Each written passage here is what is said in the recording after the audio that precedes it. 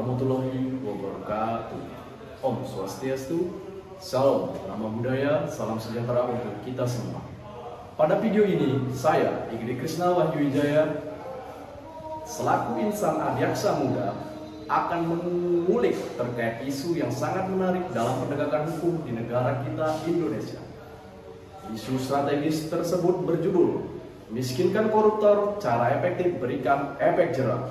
Pembahasan isu ini bertujuan untuk menyamakan persepsi antara sesama penegak hukum dalam upaya memberantas tindak pidana korupsi yang akan memberikan efek jerah pada para koruptor. Sehingga dengan demikian, para koruptor akan berpikir dua kali untuk berani melakukan perilaku koruptif.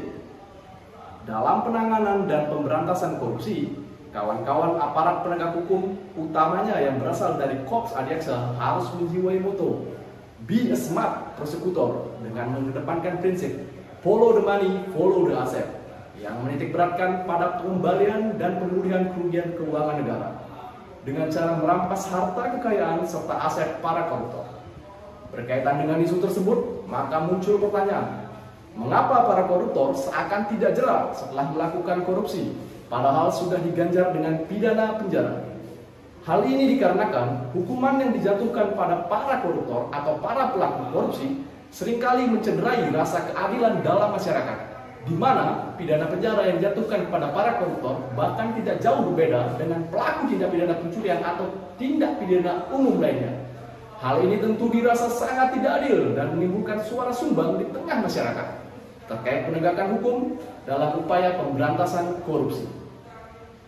Kawan-kawan penegak hukum sekalian, seperti kita ketahui, tindak pidana korupsi merupakan extraordinary crime yang sangat merugikan keuangan negara, di mana korupsi menyumbang angka kemiskinan yang sangat tinggi pada kehidupan masyarakat di sebuah negara.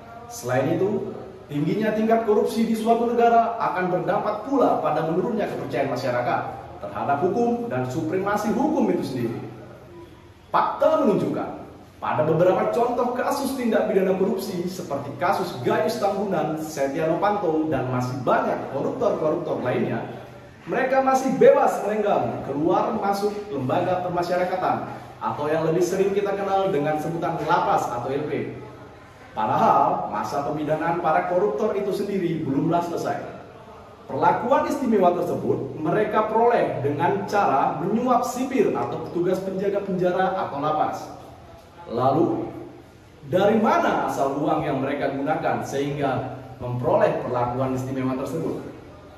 Tentu uang tersebut berasal dari hasil tindak pidana korupsi, karena pada faktanya, hukuman yang dijatuhkan kepada para koruptor tersebut tidak jarang hanya berfokus pada pidana penjara saja, tanpa dijatuhi pidana tambahan berupa perampasan harta benda serta aset yang dimiliki oleh para koruptor. Dengan tidak adanya upaya memiskinkan koruptor, maka koruptor akan tetap merasa tenang selama berada di dalam sel penjara. Karena selain mendapatkan perlakuan yang istimewa, para koruptor akan berpikir, toh setelah keluar dari penjara, mereka juga masih memiliki banyak harta yang sekali lagi ditegaskan merupakan hasil dari tindak pidana korupsi. Padahal, sudah sepatutnya penegakan hukum yang dilakukan oleh aparat penegak hukum bertujuan untuk memberikan rasa keadilan dan kemanfaatan bagi masyarakat, serta hukum hanya semata-mata menjadi corong dari undang-undang dengan mengedepankan aspek kepastian hukumnya saja. Ius consequendum atau cita-cita dari penegakan hukum itu sendiri terkait dengan tindak pidana korupsi, yaitu adalah untuk dapat memulihkan kerugian keuangan negara yang nantinya hasil dari pemulihan tersebut akan digunakan sebesar-besarnya untuk kesejahteraan masyarakat. Pemiskinan bagi koruptor dinilai sebagai terobosan yang efektif untuk memberikan efek jerah bagi para koruptor. Penegakan hukum pun sepatutnya harus berani menggunakan kewenangannya untuk menghukum setinggi-tingginya pelaku tindak korupsi dan sekaligus memiskinkannya dengan menggunakan instrumen-instrumen hukum yang berlaku. Strategi yang dapat dilakukan agar memperoleh hasil yang maksimal untuk memberikan efek jerah bagi para koruptor dapat berupa tindakan pemblokiran dan penyitaan harta yang dimiliki serta perampasan harta kekayaan dari para koruptor. Harta hasil korupsi bisa dirampas untuk negara berdasarkan ketentuan peraturan perundang-undangan yang berlaku. Sepanjang penegak hukum mau untuk menggabungkan penerapan Undang-Undang Tindak Pidana Korupsi dan Undang-Undang Tindak Pidana Pencucian Uang untuk menjerat para pelaku korupsi. Sehingga dapat diartikan bahwa kemauan dari penegak hukum akan menjadi kunci untuk pemberantasan tindak pidana korupsi. Langkah awal dari upaya tersebut dapat dimulai dengan menggunakan Undang-Undang Tindak Pidana Pencucian Uang. Dengan adanya ketentuan pembalikan beban pembuktian atau lebih kita kenal dengan istilah beban pembuktian terbalik yang dibebankan kepada tersangka atau terdakwa terhadap harta kekayaannya yang diduga berasal dari tindak pidana korupsi sebagai predikat crime atau tindak pidana asalnya. Bila terbukti, harta yang dimiliki oleh para koruptor tersebut diperoleh dari hasil korupsi, maka negara bisa melakukan penyitaan atas harta tersebut. Jadi, penggunaan instrumen Undang-Undang Tindak Pidana Korupsi yang dilengkapi dengan Undang-Undang Tindak Pidana Pencucian Uang akan jauh lebih efektif untuk mengembalikan aset keuangan negara.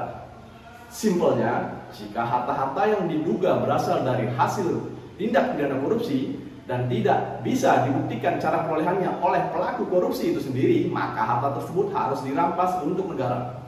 Konklusi dari pembahasan isu ini adalah pemulihan kerugian keuangan negara merupakan hal yang sepatutnya lebih penting untuk diupayakan oleh aparat penegak hukum dan tidak hanya berfokus pada penjatuhan hukuman pidana badan atau penjara terhadap para pelaku korupsi.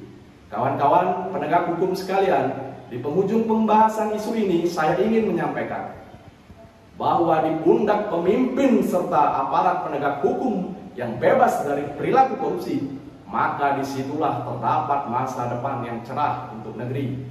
Berani melakukan perubahan dan melawan korupsi adalah cara bagi kita, aparat penegak hukum, untuk dapat lebih dihargai.